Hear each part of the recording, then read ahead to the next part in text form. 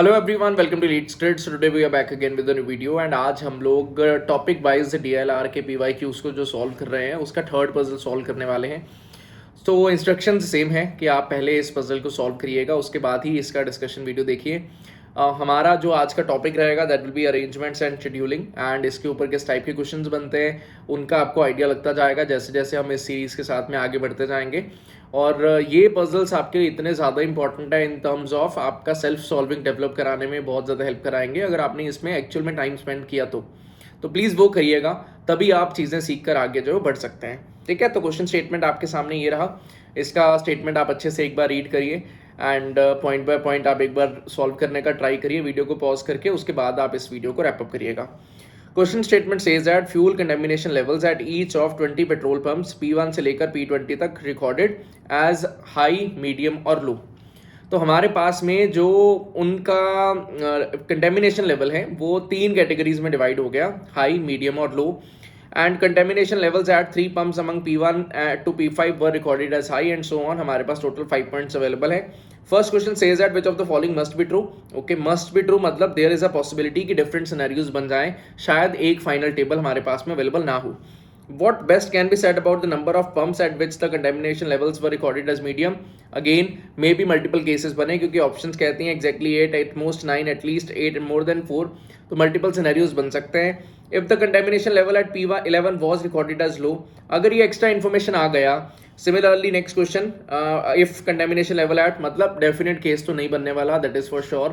काफ़ी high level तक हमें आइडिया लग जाता है इस चीज़ को लेकर कि मल्टीपल केसेस बन जाएंगे एंड अगर मल्टीपल केसेस बन जाएंगे तो उनको हैंडल कैसे करना है वो हम इस वीडियो में सीखेंगे। ठीक है, तो सॉल्विंग हम लोग स्टार्ट करते हैं। लेट्स सी, सबसे पहले तो क्वेश्चन सॉल्विंग स्टार्ट करते हैं। मैंने 1 और 2 क्वेश्चन अपनी स्क्रीन पे रखा है सो दैट मेरे पास सॉल्विंग के लिए भी स्पेस बचे एंड उसको यूटिलाइज करके हम आगे बढ़ने का ट्राई करेंगे। अब जब हमने इस सीरीज के अंदर फर्स्ट पजल सॉल्व किया था, मैंने इसका प्लेलिस्ट ऑलरेडी बना दिया है। इन केस आपने रेफर नहीं करा तो मैं डिस्क्रिप्शन में लिंक दे दूंगा, आप वहां से प्लेलिस्ट को एक्सेस कर सकते हैं।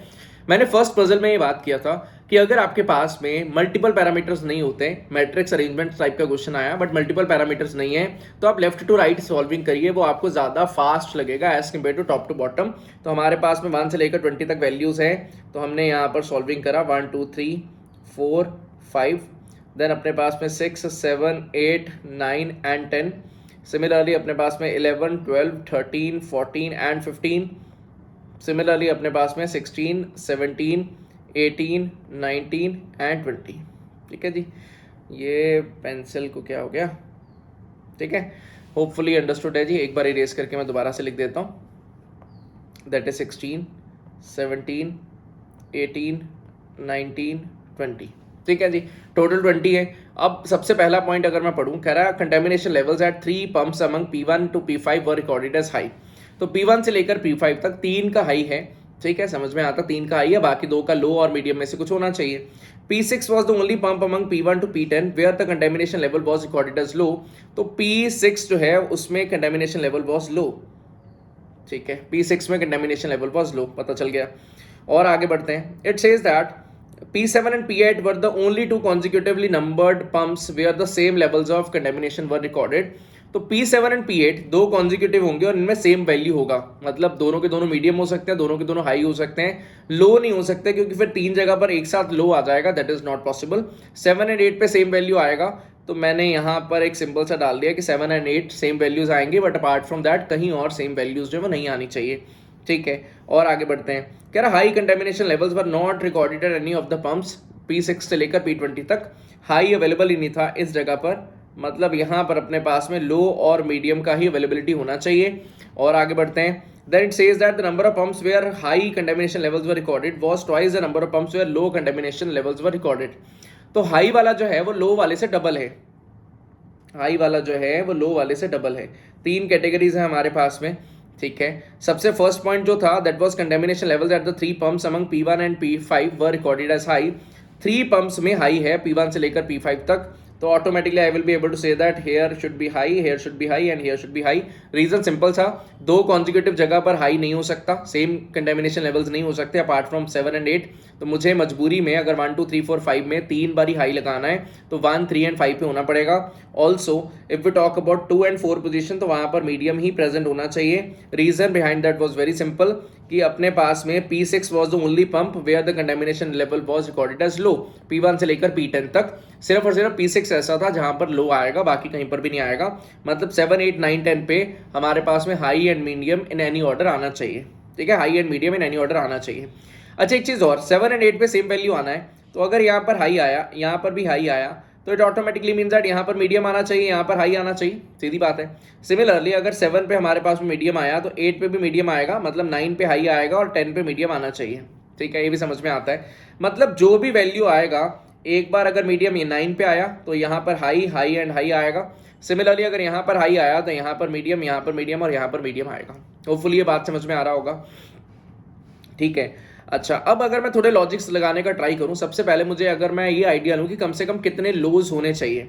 देखिए एक लो तो मुझे पता है 1 से लेकर 10 तक सिर्फ एक ही लो प्रेजेंट है, और लो और मीडियम में से यहाँ पर कुछ आना है, मतलब कम से कम भी 2 लोज तो यहाँ पर आने चाहिए। It can be more than 2 lows as well, कि यहाँ पर लो आ जाए, यहाँ पर लो आ जाए, यहाँ पर भी लो आ जाए, that is a possibility. But फिर भी अगर मैं 5 प्लेसेस में हाई मुझे लाना नहीं है और 2 कॉन्जिक्यूटिव प्लेसेस पे सेम चीज आना नहीं है, तो कम से कम 2 लोज तो मुझे यहाँ पर चाहिए, कम से कम एक लो यहाँ से आएगा ही आएगा, ये कंफर्म हो जाता है। अच्छा एक चीज़ और समझते हैं, किसी और कलर में लिखते हैं जी, लेट इट भी। हमने बोला यहाँ पर अपने पास में लो का वैल्यू आता है 3 में से एक लो यहाँ पर आया, बाकी के 2 लोज यहाँ से आए। लॉजिक समझना क्या हो रहा है, अगर 3 लोज आए तो बाकी के 6 हाइज आने चाहिए, सीधी बात है, क्योंकि जो भी जितने भी लोज हैं उससे डबल हाइज हैं, गिवन है ना लास्ट पॉइंट के अंदर। ये वाला अगर आप पॉइंट रीड करेंगे तो आपको ये बात समझ में आ जाएगा कि जितने लोज हैं हाइज उससे डबल हैं। तो अगर 3 लोज हुए, हाइज 6 होने चाहिए। टोटल पेट्रोल पंप 20 है भाई, 20 में से 3 लो है, 6 अपने पास में हाई हैं, तो it automatically means that 11 medium होने चाहिए। अब क्या 11 मीडियम होना पॉसिबल है भी या नहीं पॉसिबल, उससे ही सारा का सारा खेल हमें समझ में आ जाएगा। भाई अभी तक टोटल 2 मीडियम हुए हैं, ठीक है, और मैं 11 मीडियम रखने की बात करता हूं। अगर मैं 11 मीडियम रखने की बात करता हूं, 1 और 2 यहां पर हो गया, ठीक है, मतलब आउट ऑफ 6 से लेकर 20 तक मुझे और कितने मीडियम रखने पड़ेंगे, मुझे 9 मीडियम रखने पड़ेंगे। 15 के अंदर, 15 वैल्यूज के अंदर मैं 9 मीडियम्स कैसे रख सकता हूं। मान लीजिए मैंने यहां पर मीडियम और मीडियम और मीडियम डाल दिया, 1, 2, 3 मीडियम ये आ गए, 1 और 2 मीडियम और आ गए, मतलब फर्स्ट 10 वैल्यूज में मेरे पास में टोटल 5 मीडियम्स आ गए। तो बाकी के 10 बची हुई वैल्यूज में मैं 6 मीडियम्स कैसे ला सकता हूं, अगर मुझे सारी की सारी वैल्यूज जो हैं वो कॉन्जिक्यूटिव वैल्यूज में 2 वैल्यूज सेम नहीं होना चाहिए, तो 2 मीडियम नहीं आ सकते। तो that is why I will be able to say that this scenario is not possible. ऐसा नहीं हो सकता कि 11 मीडियम्स मेरे पास में अवेलेबल हो जाए। तो अगर ऐसा नहीं हो सकता, I will have to increase the value over here. यहाँ पर 4 वैल्यू आए, यहाँ पर 8 वैल्यू आ जाएगा, 4 and 8 विल बी 12, एंड यहाँ पर 8 वैल्यू आ जाएगा, that is a possibility for sure. Okay बात। अच्छा जी, और देखने का ट्राई करें, अगर मैं यहाँ पर 5 रख दूँ, 5 लोज हो जाए, मतलब 10 मेरे पास में हाइज हो जाएंगे, मतलब मेरे पास में 5 मीडियम बचेंगे, ठीक है। क्या ये थ्योरेटिकली या प्रैक्टिकली पॉसिबल है, ये फिगर आउट करने का ट्राई करते हैं। 4, 8, 8 तो हमें दिख रहा है एज ऑफ नाउ कि यार ये पॉसिबल हो जाना चाहिए। हम लोग एक बार के लिए 5, 10 एंड 5 भी चेक करते हैं कि क्या ये पॉसिबल हो सकता है। अगर मैं 5 लोज रखना चाहता हूं, that is not a problem, 5 lows is a small quantity, हम इजीली मैनेज कर सकते हैं। But if we talk about 10 highs, और मुझे पता है यहां पर हाई आना नहीं है, इस जगह पर हाई नहीं आना, तो मेरे पास सिर्फ यही जगह बची है हाई लगाने के लिए।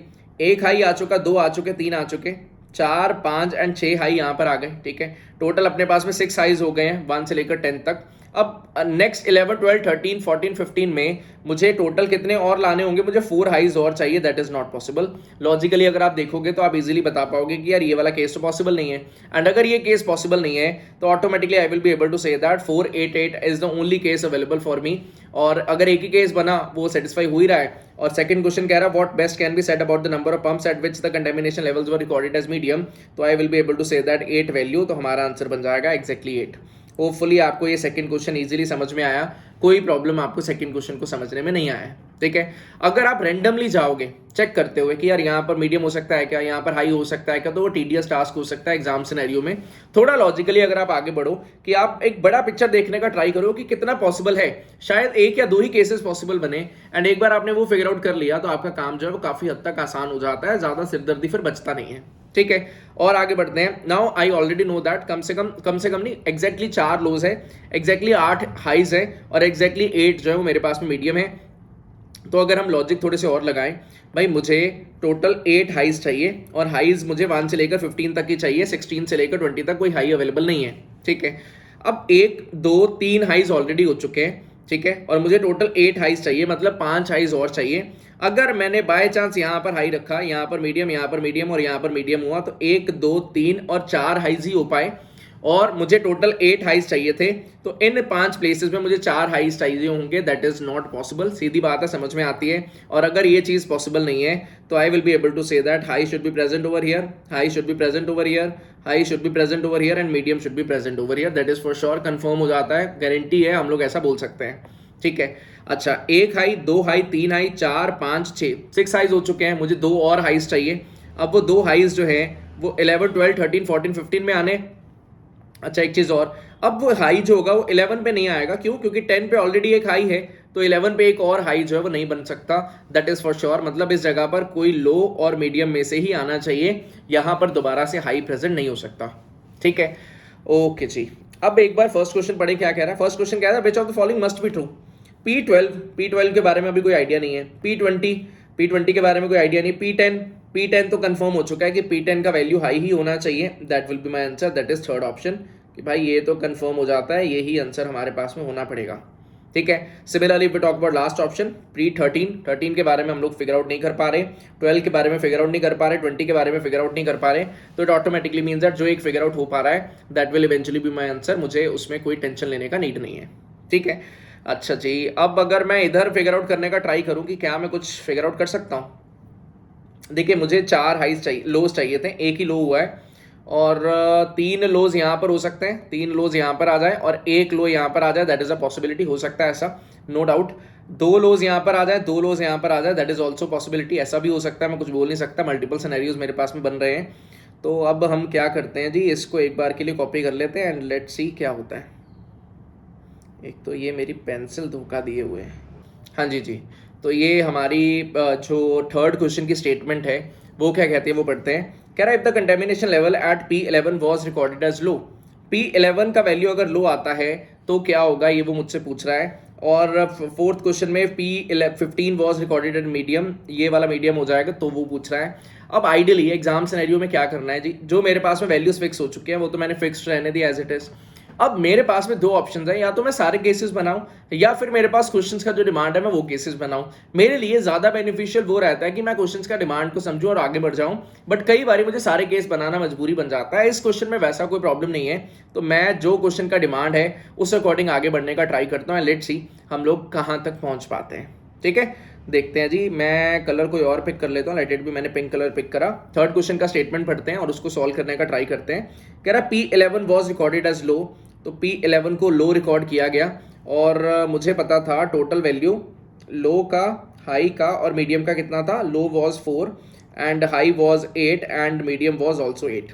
ठीक है, अच्छा जी। अगर एक लो ऑलरेडी मिल गया, एक और लो ऑलरेडी मिल गया, यहाँ पर हाई आना ही नहीं है, तो कम से कम 2 लोस तो मुझे यहाँ पर लाने पड़ेंगे और टोटल मुझे 4 ही लोस चाहिए। तो automatically I will be able to say that one of the low should be present over here, one of the low should be present over here and यहाँ पर मीडियम, मीडियम और medium को आना पड़ेगा। Confirm हो जाता है। ठीक है, 1 मीडियम, 2 मीडियम, 3 मीडियम ऑलरेडी हुए हैं, 4 मीडियम, 5 मीडियम और 6 मीडियम ऑलरेडी हुए हैं, मतलब 2 और मीडियम्स बचे हैं, 2 और मीडियम बचे, टोटल 8 मीडियम से। अच्छा, 16 पे अगर एक मीडियम है तो इट ऑटोमेटिकली मीन्स दैट 15 पे वो मीडियम नहीं होगा, तो 14 पे होना पड़ेगा और 12 पे होना पड़ेगा।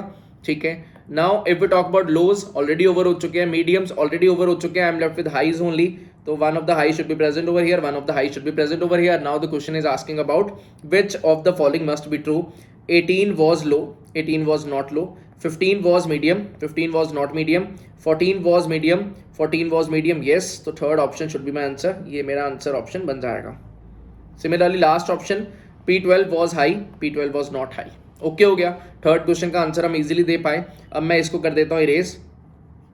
हाँ जी, हम लोग मूव करते हैं लास्ट क्वेश्चन के ऊपर। आप एग्जाम में क्या करोगे, आपने जैसे एक केस बना लिया, ये आपका एक केस बन गया, आप क्या कर दोगे, आप जो है डायरेक्टली वहां से चीजें हटा दोगे, वहां से आप चीजें उसके नीचे लिख दोगे या उसके ऊपर लिख दोगे, यहाँ पर केस बना लोगे या फिर उसके नीचे केस बना लोगे, जैसा भी आप करना चाहो आप कर सकते हो। ठीक है, मैं यहाँ पर नीट एंड क्लीन सॉल्विंग कर रहा हूँ, तो मैंने उसको इरेज कर दिया कि आपको कोई कंफ्यूजन का स्कोप ना बने। ठीक है, चलिए नेक्स्ट पे मूव करते हैं। Fourth question, if the contamination level of P15 was recorded as medium. P15 पे अगर मीडियम आता है तो क्या होगा, ये हमें फिगर आउट करना है जी। बेटा as of now total medium कितना है, 1 2 3 और 4 मीडियम ऑलरेडी हो चुका है। ठीक है, और मुझे चाहिए था टोटल 8 मीडियम। ठीक है, और 3 मीडियम फिर इधर आ सकते हैं, या फिर 3 मीडियम यहाँ पर आ जाएं, दोनों चीज़ें पॉसिबल हैं, कुछ भी हो सकता है भाई, हम कुछ कह नहीं सकते एज इट इज़। कह रहा है which of the following must be false, ज़रूर फॉल्स होना चाहिए। P11 and 16 were recorded as the same, 11 and 16 were recorded as the same, पता नहीं। 10 and 14 were recorded as the same, 10 and 14 नहीं पता। 14 was recorded to be higher than that at P5, P15 recorded to be higher than that at P15। ठीक है, टेढ़ा question है जी, थोड़ा ध्यान से सॉल्विंग करना पड़ेगा। अब हमारे पास में अगर 15 पे मीडियम आया, तो मेरे पास में अगर 15 पे मीडियम आया तो मतलब 16 पे मीडियम नहीं आना चाहिए, मतलब 16 पे लो आना पड़ेगा, कन्फर्म है। अच्छा, अगर 16 पे लो आया तो इट ऑटोमेटिकली मीन्स दैट 17 पे मीडियम आना चाहिए। अच्छा जी, देन मतलब यहाँ पर लो आना चाहिए, ठीक है। देन मतलब है यहाँ पर मीडियम आना चाहिए, मतलब यहाँ पर लो आना चाहिए, ठीक है। एज ऑफ नाउ कितने मीडियम हो गए, 1 यहाँ पर आया, 2 यहाँ पर आया, 3 यहाँ पर आया, 4 यहाँ पर आया, 5 यहाँ पर आया, 6 यहाँ पर आया, मतलब 2 और मीडियम्स चाहिए। तो भाई अगर 2 और मीडियम्स चाहिए तो automatically I will be able to say that one of the medium should be present over here, one of the medium should be present over here. एक 11 पे आएगा, एक 13 पे आएगा, तभी मेरे पास में टोटल 2 और मीडियम्स आ पाएंगे। टोटल लोज के बारे में मैं बात करूं, 1 लो यहाँ पर है, 3 लो यहाँ पर है, लोज का कहानी ओवर हो चुका है। I am left with highs only, मतलब high should be present over here, high should be present over here. Question कहता है which of the following must be false, 11 and 16 were recorded as same, 11 and 16 नहीं जी, ये तो definitely false की category में आ गया। 11 medium और ये लो, मतलब ये वाला ऑप्शन मेरा आंसर बन जाना चाहिए, that is must be false. बाकी ऑप्शन देखते हैं। 10 and 14 were recorded as the same, 10 and 14 दोनों के दोनों सेम है, तो ये तो ट्रू हो गया, मुझे मस्ट बी फॉल्स चाहिए था। P14 was higher, P14 was higher than that at P15, बिल्कुल करेक्ट ऑप्शन है जी, हमारा मस्ट बी फॉल्स में ये आंसर नहीं होगा। Similarly 13 and 17 were recorded the same, 13 and 17 were recorded the same, तो बिल्कुल करेक्ट ऑप्शन था जी, तो ये मेरे पास में आंसर ऑप्शन नहीं बनेगा। होपफुली आपको लॉजिक समझ में आया इस पूरे पजल का। डिफिकल्ट एकदम भी नहीं होते ये पजल, बट ये ऐसे क्वेश्चंस है जो एग्जाम में आप छोड़ ही नहीं सकते, आपको लगेगा भाई ये तो मैं सॉल्व करके ही रहूँगा एट एनी कॉस्ट, और कई बार आप ज़रूरत से ज़्यादा टाइम इसमें इन्वेस्ट कर देते हैं एंड पूरा खेल खराब हो जाता है। तो एक तो टॉप टू बॉटम लाना अगर आपने करा है तो शायद आप रिलेट कर पाओ मेरी इस बात से कि वो थोड़ा सा कॉम्प्लिकेटेड बनता है as compare to left to right, क्योंकि लेफ्ट टू राइट में अगर एक ही पैरामीटर है तो वो लिखना बहुत कम स्पेस ऑक्यूपाई कराता है, ज़्यादा हेडेक नहीं होता उसको देखने के लिए, हैंडल करने के लिए। बट वहीं पर अगर आप टॉप टू बॉटम आते हो तो आपको बहुत ज़्यादा ऊपर नीचे देखना पड़ता है, थोड़ा प्रॉब्लम हो जाता है। अगर आपने टॉप टू बॉटम सॉल्विंग करा है या लेफ्ट टू राइट सॉल्विंग करा है, आप उसका वैसा वर्सा करके देखिए तो शायद आप मेरी इस बात से रिलेट कर पाओगे। मैं अपना एक्सपीरियंस शेयर करता हूँ इन वीडियोज़ के साथ में, अराउंड लास्ट काफ़ी ईयर्स से DILR के लिए सॉल्विंग कर रहा हूँ, तो जो मेरा एक्सपीरियंस है डिफरेंट पजल्स को लेकर कि क्या पॉइंट ऑफ व्यू रखने से चीज़ें आसान हो जाती हैं और क्या पॉइंट ऑफ व्यू रखने से चीज़ें डिफिकल्ट हो जाती हैं, तो मैं वही इन वीडियोज़ में शेयर करता हूँ। होपफुली आपको उसका आइडिया लगा। That will be all from my side, thank you, bye bye. मिलते हैं नेक्स्ट वीडियो के साथ में। अगर अच्छे लग रहा होगा तो लाइक ज़रूर करिएगा एंड चैनल को सब्सक्राइब ज़रूर कर लेना। Thank you, bye bye.